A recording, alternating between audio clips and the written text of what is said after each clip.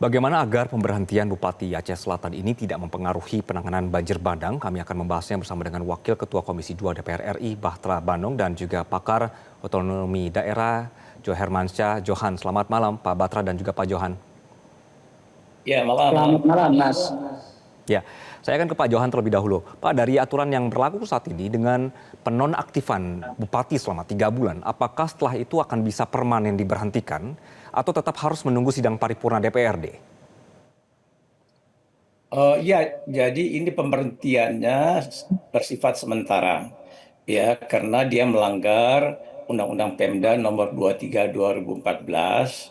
Apabila kepala daerah pergi ke luar negeri tanpa izin, maka diberi sanksi. Sanksinya apa? Yaitu diberhentikan sementara. Berapa lama? Itu diatur dalam Undang-Undang Pemda selama 3 bulan. Lalu Oke. selama 3 bulan itu apa kerja bupati yang diberhentikan sementara?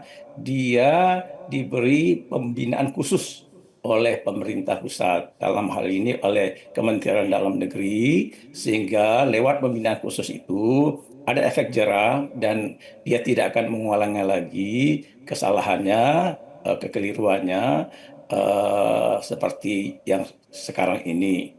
Dan dengan begitu maka selesai masa pembinaan selama 3 bulan, yang bersangkutan bisa kembali ke jabatan kepala daerahnya. Dia tetap bisa balik menjadi bupati di daerah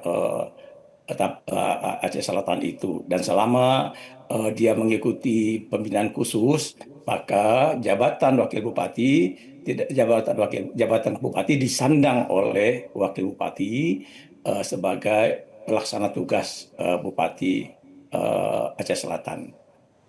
Oke, Pak Johan, kemarin kan Pak Presiden sempat bilang ya ingin meminta percepatan proses Bupati ini untuk diberhentikan begitu. Apakah diskresi dari Presiden ini kemudian bisa langsung menabrak aturan yang ada? Tadi Prof bilang bahwa ini ada aturannya bahwa 3 bulan dulu. Iya, iya. Jadi tidak bisa, Presiden tidak punya mandat, tidak punya wewenang memberhentikan secara tetap kepala daerah. Yang punya mandat itu adalah rakyat di daerah itu, representasinya lewat DPRD.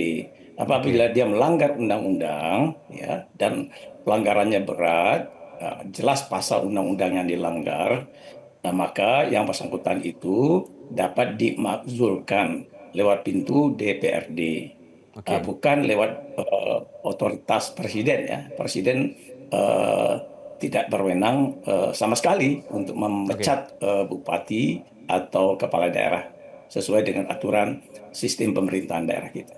Oke, saya ke Pak Batra. Pak Batra, DPR puas tidak dengan keputusan Kemendagri ini? Ya, yang pertama kami ingin menjelaskan bahwa pimpinan DPR, Profesor Sukmi Dasko Ahmad sudah menyampaikan ke publik bahwa yang bersangkutan memang menjadi kader Gerindra pada saat melakukan pencalonan di pilkada yang lalu. Atas dasar kemudian di beberapa waktu yang lalu kami dari Partai Gerindra melalui pimpinan kami yaitu Pak Sekjen sudah memberhentikan yang bersangkutan karena itu melanggar dari sumpah sebagai kader Partai Gerindra, di mana disebutkan bahwa sebagai partai kader Gerindra harus mengutamakan kepentingan masyarakat dibanding kepentingan pribadi ataupun golongan. Dan itu juga menjadi arahan Bapak Presiden Prabowo setiap kali melakukan taklimat atau pengarahan di internal partai, selalu dijelaskan bahwa sebagai partai Gerindra, kader Gerindra harus mementingkan kepentingan masyarakat. Nah, atas dasar itulah kemudian pimpinan DPR menyampaikan kepada Kemendagri jika ada yang dilanggar oleh yang bersangkutan, maka harus diberi sanksi dan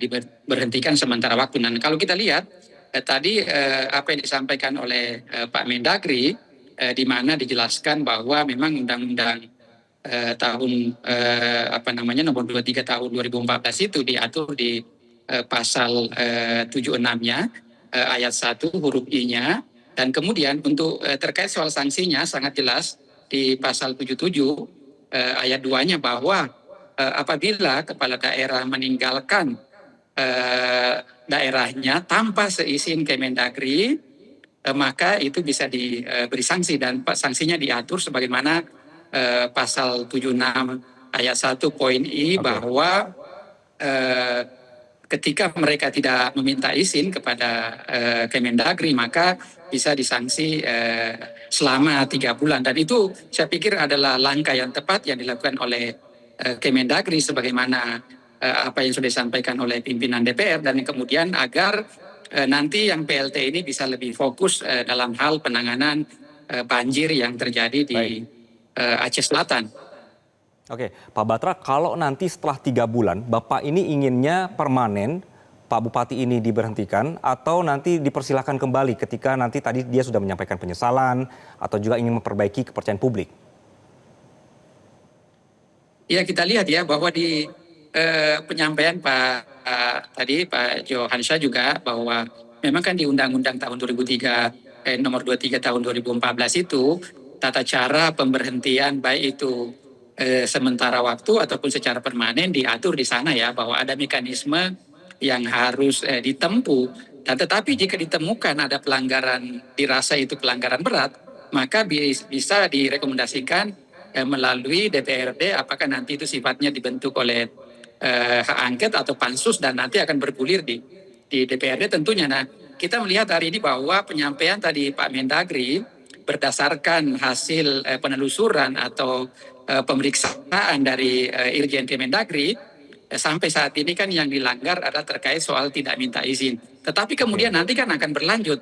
Apakah yang bersangkutan berangkat umroh itu menggunakan fasilitas pribadi atau menggunakan fasilitas negara ataupun menggunakan atau difasilitasi oleh pihak lain. Nah, ini juga kan belum ditelusuri sampai sejauh sana. Dan kemudian dalam hal pemberangkatannya itu yang bersangkutan misalnya bersama keluarga atau tidak, nah itu kan nanti akan muncul ketika pemeriksaan lebih lanjut. Nah, untuk sementara waktu kan pemeriksaannya yang berkaitan bahwa yang bersangkutan tidak melaporkan kepergiannya di luar kota atau tidak meminta izin kepada Kemendagri sebagaimana yang diatur oleh pasal 76 di Undang-Undang nomor 23 tahun 2014 itu. Jadi jelajahi cara baru mendapatkan informasi. Download Metro TV Extend sekarang.